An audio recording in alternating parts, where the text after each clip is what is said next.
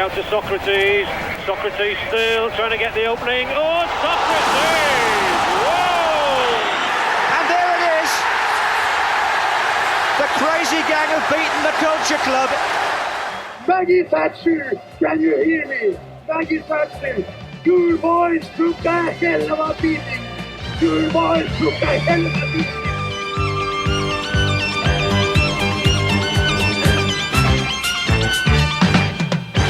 Welcome to Your Boys Took a Hell of Beating's Odyssey of the 1979-80 season, 1979-80 revisited. We're up to subsection module 1.17, paragraph 2. Opening your books, you'll find it's the second division that we're venturing into for this one. Dave, we've got a couple of games. The big match has gone big on the second division. And they do on a highly regular basis. They are a rich source of second division football. Brian Moore heading out to commentate on games around the divisions. They're very, very clever with their selective of games here. They're going for big games in whatever division it is. Dip into the third division here and there. But every game that they have seems to have some kind of, something big resting on it for both teams. I think back then it was easy for TV companies in the sense that all you were doing was highlights, so you weren't moving fixtures around, so you didn't have to decide 8 weeks ahead of the event that you were going to have Sheffield United against Stoke on a Monday night or whatever the hell it was. You could just look. Probably even in the week leading up to the game, you could say, well, right, okay, what's looking interesting this weekend? We'll go and take our cameras there. I mean, there were the rules of how many games they had to show from second and third division, fourth division, whatever, as well to take into account. But they probably had a lot more freedom back in that in that time to decide who they were going to play. And also, I mean, in this particular season, the second division is absolutely rammed with interesting stories and some big teams as well. It has. It really has. For this one, we're heading to Upton Park. Firstly, West Ham are taking on Watford. It's Clifford Maskell is our referee from Cambridge, Dave. Another referee with a name where you think there's a story behind this fella. There's got to be something interesting behind this fella. The West Ham side, all very familiar. Phil Parkes, Ray Stewart, Frank Lampard, Billy Bonds, Alvin Martin, Alan Devonshire, Paul Allen, Stuart Pearson, Jeff Pike, Trevor Brooking, Jimmy Neighbour, with Paul Brush, the number 12. Stuart Pearson, 4 goals in 5 games since returning from injury, Dave, so he's a man in form. Billy Bonds is making his comeback. David Cross is still out with a foot injury. The Watford side, I think less familiar, certainly concerned to the team that would eventually gate-crash the First Division a couple of years later and go on to runners up in the First Division, FA Cup finalists in 84. This is still a team evolving towards that. It's Eric Steele, Mick Henderson, Steve Harrison, Martin Patching, Steve Sims, Ian Bolton, Dennis Booth, Luther Blissett, John Ward, Ray Train, Wilf Rostron and Malcolm Poskett, the substitute. Lots of familiarity to the West Ham side, less so for Watford, Dave. Yeah, I mean, after the game, Graham Taylor's talking about the team changing radically over the last sort of 10 weeks. They've got 6 players in hotels still, apparently. It's an unfamiliar team, even to Watford at the time, never mind to us looking back 40-odd years. It is amazing how much it changed from that side, through to probably, what is it, 18 months away from when they're up there for promotion and stuff.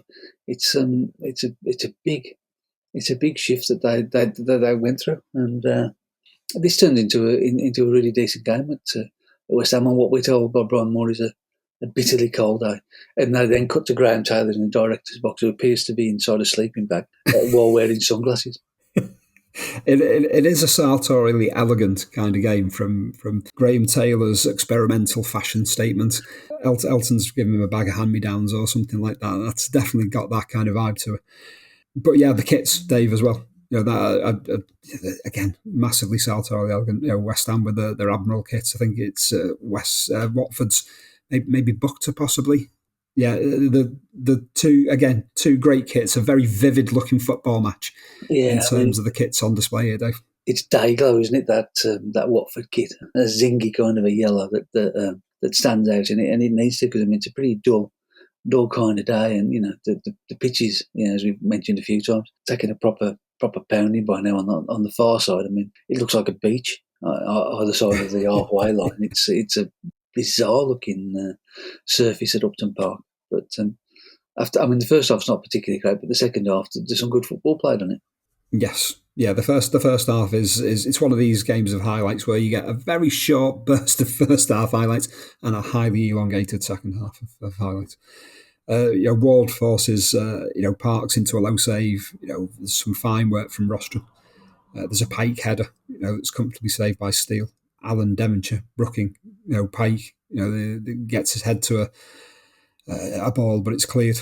Martin Poskett and his flared tracksuit bottoms are kind of like my highlight of the first half, Dave. Yes, I think that's pretty on the touchline. We've discussed the whole thing there from Graham Taylor's sleeping bag to Poskett's flares. That is it. That's basically the full extent of the first half. Other than the bits that we do get to see, you can see that Alan Devonshire is basically controlling the entire game. But yes, it's Brian would have been cursing the first selection. He would have been cursing it.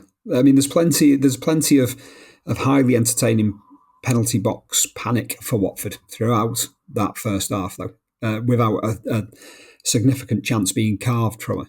There's a defying gravity kind of element to that. West Ham really should be seizing on this chaos that bubbles up to the surface.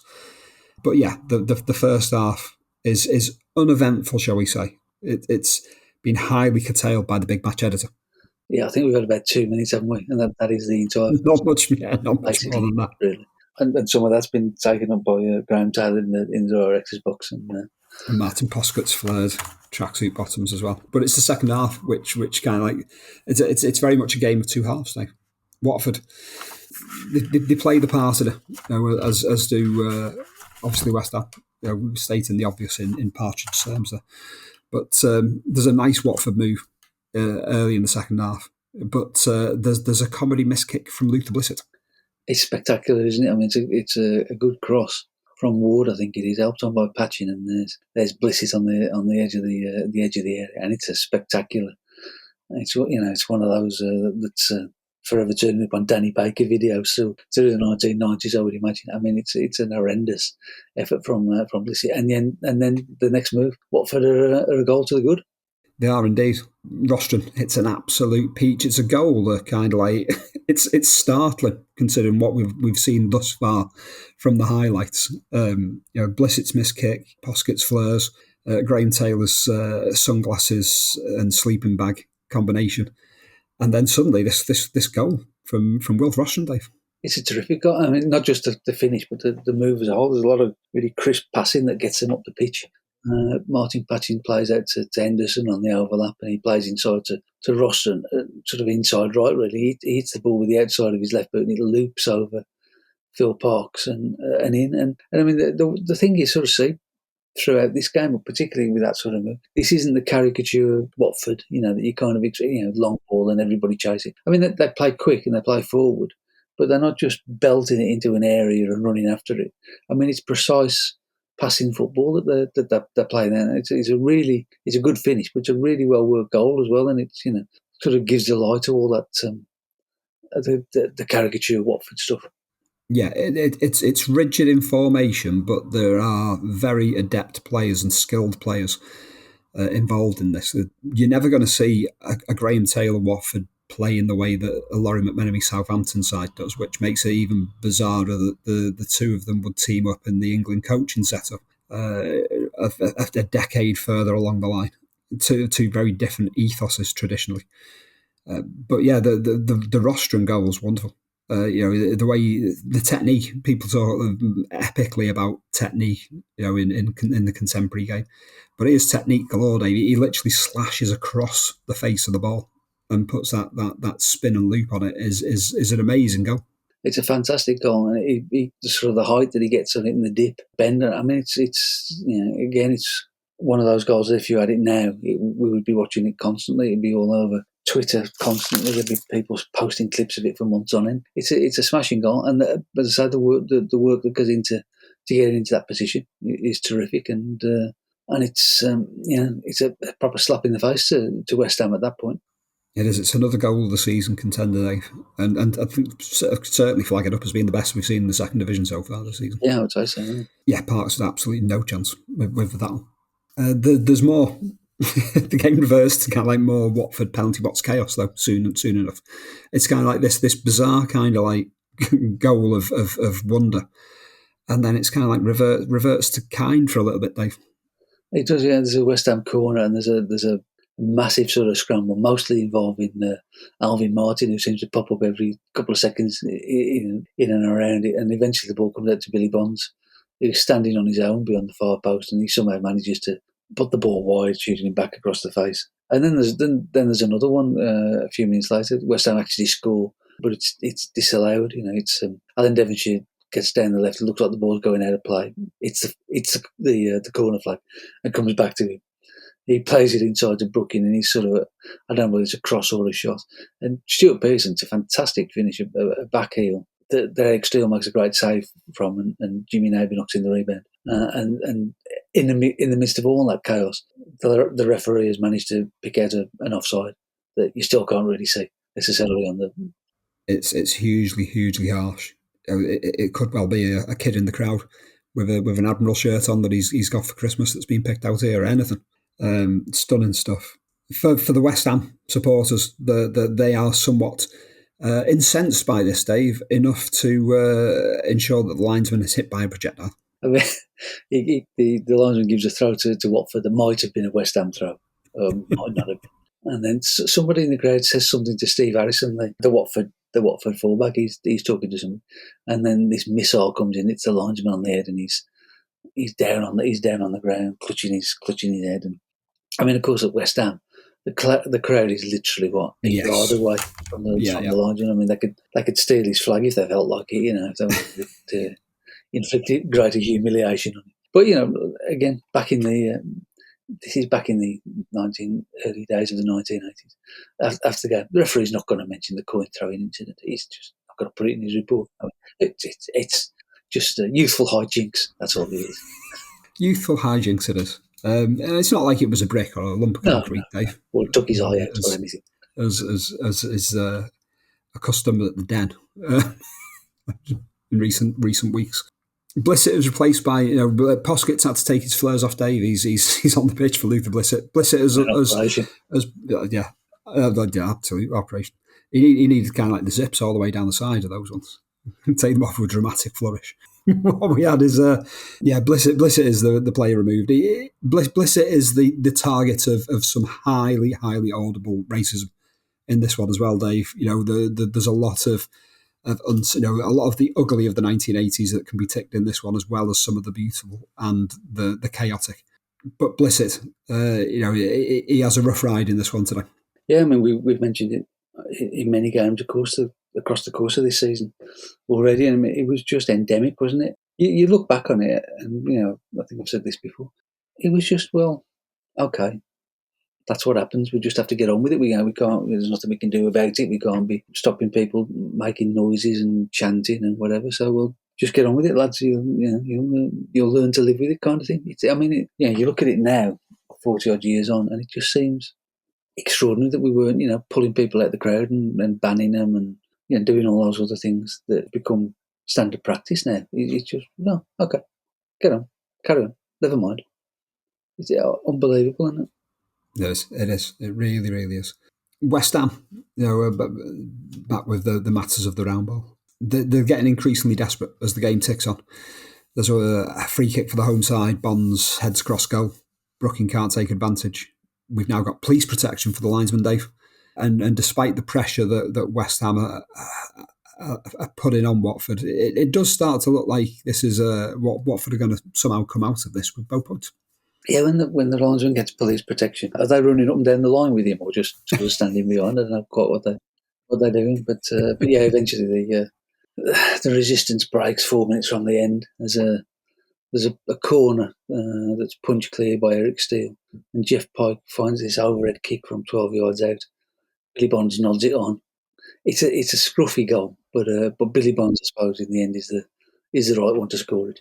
Yeah, whereas Watford's goal is not in keeping with the theme of the game. Watford's is, I think it's fair to say. Yeah, I mean the equaliser is exactly how the game's been. It's it's lots of honest endeavour and hard work and all of that kind of stuff, but nothing's There's going to stay plenty in of memory for too long. no. There's Fleur's aside and Rostron's goal and Taylor's sleeping bag. All good. Watford have conceded the equaliser, but they do have the last chance of the game. Phil Parks makes a save from a patching header, but it's planted straight at him. And we yet again have another game that finishes 1-1, Dave. We do. It's a bit of a thing this weekend. Probably fair enough. I mean, Stuart Pearson, they interview after the game, and he says that Watford are one of the best teams to come to West Ham across the season. It was a point gained for them in the end. So magnanimous from Pearson. He was very kind in his words after the match. Brian Moore summed it up as having been a poor game over 90 minutes. Yes, I think we could probably draw that conclusion ourselves in the incident, but not necessarily a lot of quality. Yeah, but plenty to keep the interest going there. Again, the incidentals magnificent. Graham Taylor interviewed after the match in regards to the upcoming tie in the fourth round of the FA Cup against Harlow Town.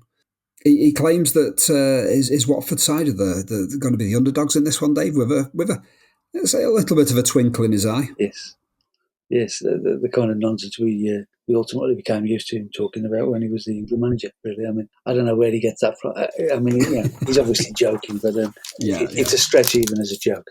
It is quite the stretch. It is quite the stretch. And yes, the referee won't report the coin throw unless the FA ask him to.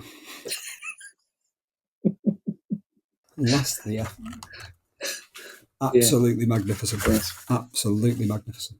Our Mr. Clifford Maskell from Cambridgeshire. Moving on to our next game, Dave. It's Chelsea, another of the and Newcastle United as well. Two of the promotion contenders amongst a glut of teams that are still in with a big chance of promotion at this point of the season. And it's quite a sobering day for the team from the northeast. It does not go their way at all. I mean, Chelsea are in good form, 14 points out of 16 before all of this. Yes. So they are in good form. We've seen them get some good results at Stamford Bridge already over the course of the season, and this one is going to be another one to add to that. Although Newcastle have the first chance that we see. I mean, Peter Barot has to make a good save from Shinton early on to keep it at 0-0. But from there, it's not Newcastle's day. It's not. Bobby Shinton is a recent arrival from Manchester City for Newcastle United. Barota, we've crossed his path a few times, and the increasing amount of Yugoslavian goalkeepers in the English game, Dave. But he has beyond that. It's quite a quiet afternoon for him. Chelsea have we've mentioned the other week about Jeff Hurst's ultimatum to Colin Lee to sign, and fair enough, he has. It's a Colin Lee header with a cross from the right that opens the score. It is, yeah. Driver who makes a driving run down the right side, slings in the cross, and Colin Lee's up there to thump his header in, celebrates delightedly, and that kind of sets the tone. It's a very weird half because Newcastle seem to have most of the play through the first 45 minutes. But as we'll see, they don't have most of the goals. I mean, it's a very odd 45 minutes. It is a very odd set of highlights that we're given. Carl makes a save from Driver. The Driver's very, very kind of highly eminent in the opening stage of this game. And it's Mike Fillery who makes it 2-0. A free kick, left-footed into Carr's bottom left-hand corner, Dave.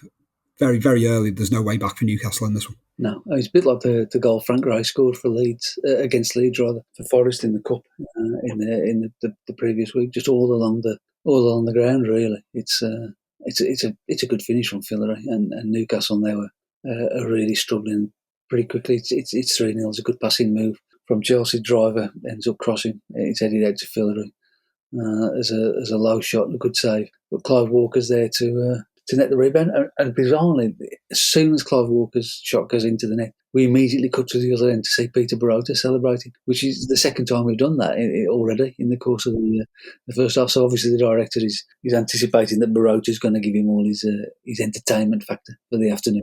Absolutely, yes. Absolutely is. Yeah, this is going from bad to worse from a Newcastle perspective. Drivers were involved in so much in that first half, Dave. He provokes another save from Carr before half time. We've got "You Never Walk Alone" being sung by the Chelsea fans, Dave. Raucously. Raucously. Indeed, it's unmistakably the Chelsea fans are singing it on this occasion. We will continue to out you all of what you were up to. And on into the Gary Thacker's, right, and in the shed, giving it. You'll never walk alone. We know her. Into the second half. I mean, this performance from Newcastle, the outcome of this game, suddenly becomes more apparent as we are informed that Newcastle have not had a win at Stamford Bridge since 1954, Dave. Yes, they're not going to get one this year either. And they're not. That's not going to change this season. No, it's. I mean, they haven't played that badly in terms of going forward. Defensively, they've been abysmal. As well as the chanting, we mustn't note that the Invacars are apparently breathing on the corner, and the car boot sale is in full flow as well. So that's all. There's some good. Yeah, the business is thriving at the Stamford Bridge car boot sale, without a shadow of a doubt, and with the added attraction of a game of football taking place over on the pitch. Soon it's 4-0. It's Lee's second again. Phil Driver, the creator. He's having the game of his life. Dave is Phil Driver. It's just a snowball effect now, and Newcastle are just hung out to dry.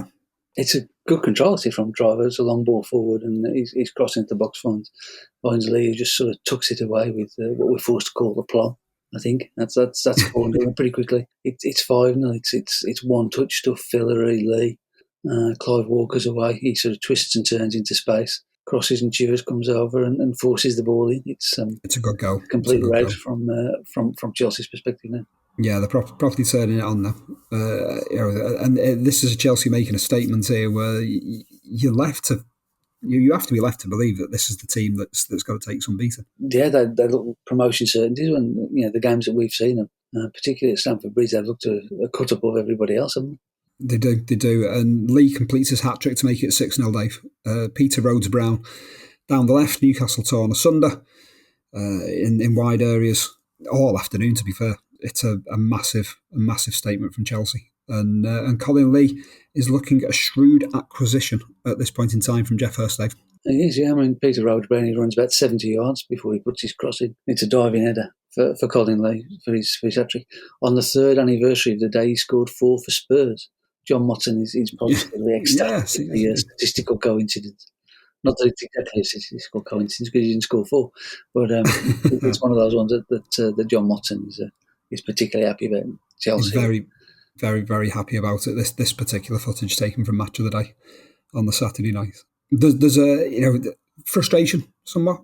A few heavy tackles going towards the end, Dave, but it's 16 points out of 18 now for Chelsea, and they are seriously bubbling along, as we've mentioned. Other results from the second division to go alongside these two that we've been chatting about. We've got Bristol Rovers 1, Birmingham City 0. We've got Burnley and Swansea sharing a goalless draw at Turf Moor. Cambridge United 2-0 winners at home to Shrewsbury. Cardiff City have beaten Wrexham 1-0 at Ninian Park in a South versus North Wales clash of the Titans. Orient have got a 1-0 win at Charlton. Luton Town and Leicester City goalless. We've got Preston and Fulham ended in a 3-2 win for Preston. And we've got further goals at QPR 3-1 defeated at home to Notts County. Things have really gone wrong for Tommy Doherty since the train altercation, Dave. And Sunderland are 4-2 winners at home to Oldham. Quite the set of results there, Dave, which has left Chelsea top of the table on 33 points. Still level with Newcastle, to be fair. They're still in there. They have to hope this is nothing more than a blip. On 32, it's Luton Town. It's Leicester on 31. Sunderland, Birmingham City on 29. And then we've got West Ham, Wrexham on 27. QPR starting to drift on 25. Same amount of points as Preston and Swansea, as well as Orient. Considering how well QPR started the season, Dave, that's a bit sobering for them. Now 7 points adrift of the promotion race. Like I say, Tommy Doherty's altercation on the train with Manchester City supporters who were clearly taking the Roma frustration out on the former Manchester United manager. It's clearly about the only success that Manchester City have had all season, really. It's having some fan beating up Tommy Docherty and ruining PR. Literally managed to derail his entire season there, Dave. At the foot of the table, Fulham are bottom on 15. It's Charlton on 17. Burnley on 19 have slipped back into the bottom three, with Bristol Rovers just out of it, along with Oldham on goal difference, as are Shrewsbury. It's all very close down there again. Watford are only on 20 points, which is just a point above the drop zone. Cambridge United moving up thanks to that win on 22 points, and Cardiff on 23 after beating Wrexham. It continues to be an intriguing second division, Dave. It is. I mean, so many teams at the top within 3 or 4 points of one another, and all big teams as well. All teams that would expect to be in the first division really at that stage. So there's going to be plenty more second division football to come in the second half of the season, because that looks where the intrigue is really going to be, I think. It is still wide open for promotion, and plenty of teams involved in the fight to stave off relegation. Division 3 is being led by Sheffield United, still only on goal difference though from Colchester United, with Chester fending off Swindon and Grimsby, along with Chesterfield and Exeter in the chase for the third promotion place. Wimbledon, marooned at the bottom of the third, joined in the relegation zone by Southend, Bury and Mansfield Town. In the fourth division, Walsall lead the way, ahead of Huddersfield, Portsmouth and Newport County, all in the top 4 promotion places. Torquay just on the outside looking in, along with Bradford City.